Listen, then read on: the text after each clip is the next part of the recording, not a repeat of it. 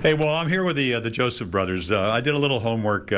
Hey, happy birthday, by the way. 33? 32. 32? But I feel 33. Okay, well, the press guide's a little bit off. So, oh, maybe it is 32. Anyway, Nashville Post, back on February 18th, they talked about you guys because you re-signed with the Orioles, having a chance to play together. It's got to be pretty exciting. It is. Dream come true, I think, for both of us. There's times where you don't know if it's going to happen, and then it happens, and still sort of surreal. I think it'll really pick up, at least for me, once we get on the field. But it's exciting. This is a unique experience for both of us. Now, you guys played together, in Norfolk for a short time in 2016. When you guys were growing up, now you're the youngest brother. You're also a little shorter.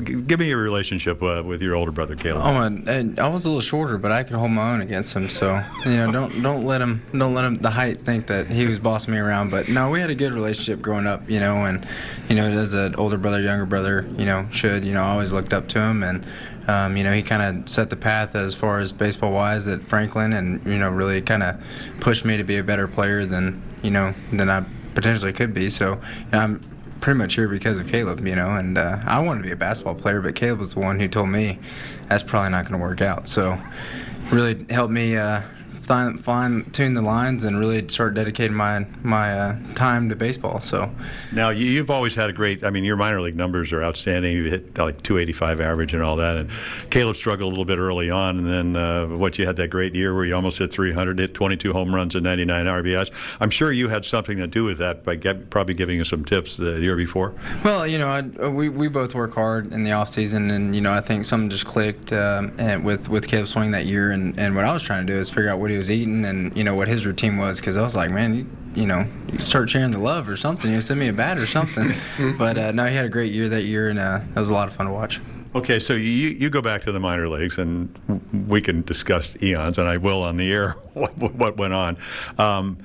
What was like going back to Norfolk? I know when you came up, you talked about he's on a mission and whatever. What were you trying to go back to Norfolk, even though I know you didn't want to go there and prove?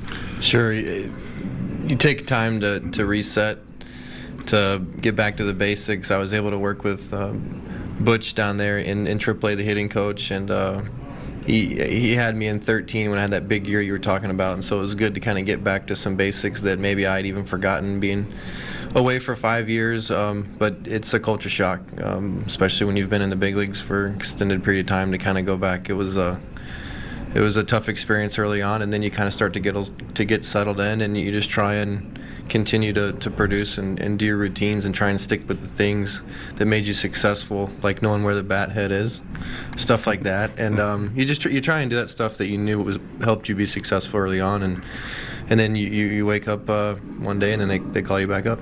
So, and then you came up to the big leagues in 2006 with the Yankees, brief time.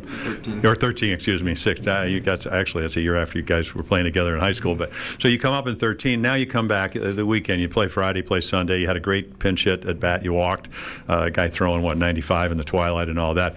Tell me the difference between at Bowie, where you're fabulous year, 336 with 8 home runs, a lot of RBIs. Tell me the difference between there and what you've seen in the big leagues in a brief time. I'd say the velocity is about the same. You got guys throwing 97, 98 in Bowie, and you see that kind of on a consistent basis. The difference is that up here it's moving about a foot away from you. So kind of the adjustment period of sticking with your approach and really just trying to fine tune that, and also the strike zone is a little bit smaller. And at Bowie, it's you get some calls that are kind of questionable, but you just kind of take it day by day, and adrenaline, trying to kind of calm that adrenaline down and just try and take your bat seriously and just try and keep it rolling. Well, good luck, guys. Hope this can last as long as it can last. And Orioles are at 20 and 50. We need the Joseph brothers to get hot. All right, let's do it. Yeah, sounds good. Okay. Thanks, guys. Thank you.